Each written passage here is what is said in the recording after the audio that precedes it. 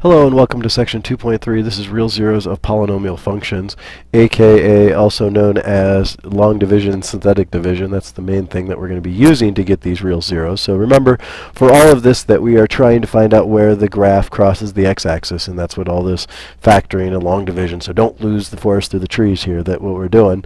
So I'm going to go ahead and do long division to factor this completely, to get it all the way factored down, because I cannot factor the x cubed. So 6x cubed. And so if I go ahead and do this with my long division, I only worry about the first x term. And remember that if you have any questions on any of this stuff, please come to class and tell us what examples you have questions on. Hopefully that you stopping and rewinding this and watching this over and over again, you can get this. So I only worry about the first term x here. And when I worry about that first term, I need it to look exactly like 6x cubed in long division. So I need to multiply x by something, and that would be 6x squared in order to get 6x cubed. So I take 6x squared and multiply this one by 6x, multiply the x by 6x squared, get 6x cubed. Then I multiply, this is the distributive property, that I multiply 6x squared times negative 2, which will give me a negative 12x squared.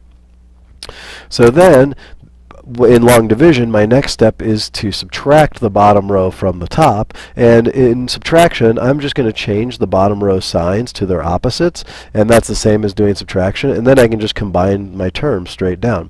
So when you do long division, you should always get the first term to cancel out, or you're not going to, or it's not going to work out for you. So my 6x cubes go away, and over here I have a negative 7x squared left over, and then I'm going to bring down the 16x, and I always want to have the same number of terms move down as the number of terms that I have over here. So I have x minus 2, and so I have 2 terms over here and 2 terms up top. So this time I have to make my x, again I'm only concerned about x, I need that x to look exactly like negative 7x squared. So I'm going to subtract 7x, because that's what would give me 7x squared, so minus 7x squared, and then a positive 14x. So again, I'm going to take the bottom row and subtract it from the top row, but I'm just going to do that by changing the signs on the bottom row. You'll notice my 7x squareds are opposite signs, so they go away. 16x minus 14x, it leaves me with 2 x's, and then I bring down my negative 4. And so now I need this guy to look exactly like this one, and the only way I can do that is to multiply by a positive 2. So that gives me 2x minus 4, and when I change the signs on my bottom row, you'll notice that I end up with nothing left over, so that this x minus 2 is a factor of this original problem. So part of my solution, one of my factors, is x minus 2, and it would be really nice if I could leave my answer like this, but we're going to have to check and see if we can factor 6x squared minus 7x plus 2. And so let's see, I need to get 12, let's see, it needs to be 12 and negative 7, I believe. And so that would be negative 3 and negative 4. I believe multiplied together should get me 12, and added together should get me negative 7. So then that would mean that I have, so then this thing becomes 6x squared minus 3x minus 4x plus 2. And then I get a factor, I'm just doing this by grouping, and I factor out my like term, which is a negative 3x for the first one, which gives me negative 2, oops, I'm just going to factor out a 3x, not a negative 3x. Try that again. So I factor out a 3x, and that gives me 2x minus 1, and over here I'm going to factor out a negative 2, and it gets me 2x minus 1. So both of my parentheses are the same, so when I'm done factoring, my final solution for this is x minus 2. The stuff on the outside gets one set of parentheses, 3x minus 2, and the stuff, we only write the inside parentheses, the ones that are identical, and so those are my factors, and that's the solution I'm looking for. And so that's the factoring completely. You might need to watch this factoring part over again. There might be another method of the way that you'd like to factor it. Feel free to do it that way. This is the way I happen to see it this time. So moving on to example 2, it says divide the following using long division. Once you find the quotient, write your original function as a product of the quotient and the divisor. Okay, so maybe in this case that these guys aren't going to be factors of them, so we might end up with a remainder kind of from the directions I'm getting here. So I'm going to try this and see. We'll do long division on the first one. 2x minus 1, and we're trying to put it into 8x cubed. Now be careful with this, because you'll notice that in this guy we are missing the x squared term and the x term, so I'm going to add that in there, and you always need to do this. Even if it's on the outside out here and you're missing an x term, you need to add it in. So we need to keep track of everybody that we have there. So now I'm going to have 2x, and again, we worry about our first term. I'm trying to make it match 8x cubed, and so the only way I'm going to do that is by multiplying by 4x squared. That gives me 8x cubed and minus 4x squared. And the reason we have to put these zero terms in here is for this part right here, because you'll notice I have an x squared term, but if I would have just left the minus 1 there, you'd have been like, well, how am I going to subtract 1 from x squared, and so on and so forth. So you couldn't do that, so you got to be careful. So you got to keep track of all those guys. So again, I'm going to change the bottom row signs to their opposites. My 8x cubes go away. I'm left with 4x squared, and then I bring down my 0x, and so now I need to make 2x look like 4x squared, and so I'm going to multiply by 2x, and so then I get 4x squared minus 2x. And when I change the bottom row signs to their opposites, you'll notice that my 4x squareds cancel out. This time I'm left with a 2x. I didn't think so. Alright, so I'm left with a 2x, and then I'm going to have 2x minus 1. I'm going to move this over just a little bit so I have a little more room. And so you'll notice that when I bring this down, I'm left with just 2x, and I can bring down my minus 1. And so if I multiply this last 2x minus 1 by 1, I end up with the same thing, so I get 2x minus 1, and when I change my signs on the bottom row, you'll notice that I have no remainder, so I get a function that looks like this, and so the product of my two factors is going to be x minus 1, or 2x minus 1 times 4x squared plus 2x plus 1. And I don't believe I can factor that part, so I'm going to leave it as it is.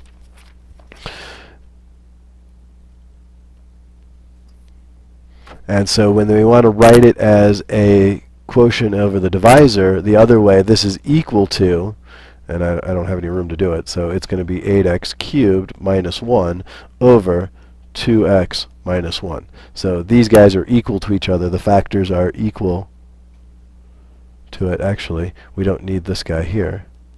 So basically this thing is equal to that remainder. It's just as long. Okay. So that's kind of what we're dealing with on that one. In the next one, when we do this, we're going to end up saying that, okay, I'm going to take the original function and I'm going to start my final answer up here. Be careful on this one because it's written backwards. You'll notice that x to the fourth is down here. So I'm going to flip this all around and write it as 2x to the fourth plus 4x cubed minus 5x squared plus 3x minus 2, all divided by this x squared plus 2x minus 3. And so then we want to know what it's equal to, and so we're going to divide this, and then we're going to have some kind of solution. So that's what we're looking for. So this is where I'm going to put a box around this, and this is going to be where my solution is going to go. And I won't add the smiley face yet. I'll add that when I'm all said and done. But now I got to actually divide these by long division. So x squared plus 2x minus 3, and I'm going to divide into this function, 2x to the fourth plus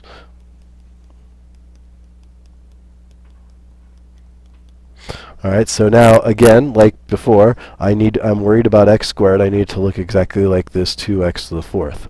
So in order to do that, I'm going to multiply by 2x squared.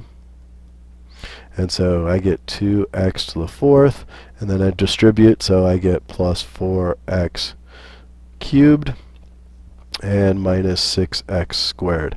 And so I draw my line, change my bottom signs to their opposites, negative, negative, positive.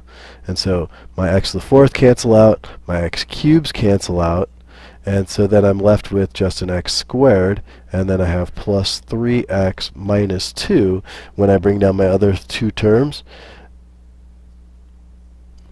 And so, well, if I make my x squared look like this guy, I can put a 1 in. So I'm going to multiply by 1. And so I end up with x squared plus 2x minus 3. And so if I change the signs on the bottom row to their opposites, I have a negative x squared, a negative 2x, and a positive 3. And so combining my like terms, the x squareds go away. That's good. Here we're left with an x, and here we're left with a positive 1. So this guy is a remainder. There's no way that I can make an x squared turn into an x, so this is just my remainder. So I write my final answer with my remainder of x plus 1 over x squared plus 2x over what I was dividing by. So up here, this thing is equal to 2x squared plus 1 plus x over 1, and then we have x squared plus 2x plus, or minus 3. It's supposed to be a minus 3 because that's my original divisor over here. So I'm taking this thing and writing it on the bottom. So this division is equal to this right here. And so that's what we're trying to do. Moving on to example 3, we're going to do synthetic division. And when we do synthetic division, we just do a little bit different with our factor. But we take our leading coefficients, and in this case, you'll notice that just like in long division, if we were doing long division, I would set it up like this. I'd say x plus 3 into x to the 4th plus 0x cubed minus 10x squared minus 2x plus 4. So I'd have to put in the 0x term. Well, in synthetic division, we can't leave that out. So we're going to write all the leading coefficients, all the numbers in front of our x's without the x's. That's going to be what we're dividing into. So I've got a 1 for x to the 4th, a 0 for the cubed, negative 10 for the square, a negative 2 for the x, and the constant of 4. So then I draw my line. This is just the way they set it up. It's a little bit neater, and then we have this little box over here that I put this factor. Well, this factor is equal to 0, and if I solve it, that means that x is equal to negative 3. Well, that's the number that goes in the box over here. And so when we do synthetic division, first move is always just bring down the first term. Multiply it by the bottom, and so you get negative 3, and we always just add straight down. So that means another negative 3. Multiply by negative 3, I get positive 9. If I add straight down, I get negative 1. Multiply by negative 3, I get positive 3. Add straight down, I get 1. Multiply by negative 3 again. This time I get a negative 3, and when I add straight down, I get 1. So this guy right here is my remainder. That's my remainder. So when I have my remainder in this case, so my final solution for this isn't going to be just these numbers. I always have to reduce, since I was dividing by just one single x, then I just reduce all my powers by 1. So this one is really my x cubed. This is my x term. This is my x squared term, this is my x term, and this is my constant term with a remainder. So my final solution for this is x cubed minus 3x squared minus x plus 1 divided by x plus 3. So these are that is the solution using my synthetic division. So we're going to try it again with the next one just so you get a chance to practice it. The first thing I'm going to do is survey, do I have all my x's? 4, 3, 2, 1, 0. Perfect, I don't need that. So now I can just take the leading coefficients. And so my leading coefficients are 2, 7, negative 4, negative 27, and negative 18. Draw my line for the bottom of my synthetic division. Remember, between the last two terms, I draw a line because this is where my remainder will fall. And over here, I got to draw the little box what I'm dividing in. Remember, just set this term equal to 0 and solve for x. So x equals positive 2. So I plug positive 2 in. First move, bring down the first term. Multiply these guys together. 2 times 2 is 4. Add straight down. Multiply these two together and add straight down. Multiply these two terms together. Add straight down. Multiply these two terms together and add straight down. Now this time I don't have a remainder, so that's a great thing to have. That means that this x minus 2 is a factor of the solution, of the problem. So now, to get my final solution, remember that I'm reducing, since I was just dividing by x, that means all the powers go down by 1. So this would be x cubed plus 11x squared plus 18x plus 9. So my final solution, 2x cubed plus 11x squared plus 18x plus 9 is my final solution when I do my division by x minus 2. So that's what I'm looking for that type of problem. So then the remainder theorem basically says that if we use synthetic or long division and there's a remainder, the number will represent the value for the divisor. So basically what we're saying is we can use long division or synthetic division to evaluate this function at x equals -2. And so if, with our remainder theorem, if I was to plug in -2 into the function and get a value other than 0, then that would be my remainder.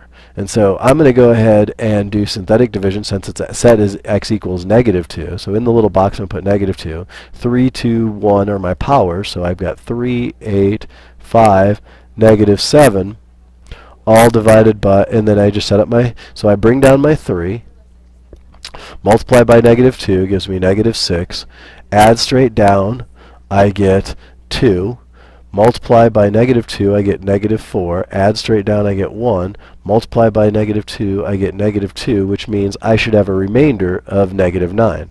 Remember, this is x squared plus 2x plus 1, and then a remainder of 9 over x plus 2. And that's, I get x plus 2 because I move this -2 across, and it would be x plus 2 equals 0 to get this equation. So this guy is divided by x plus 2.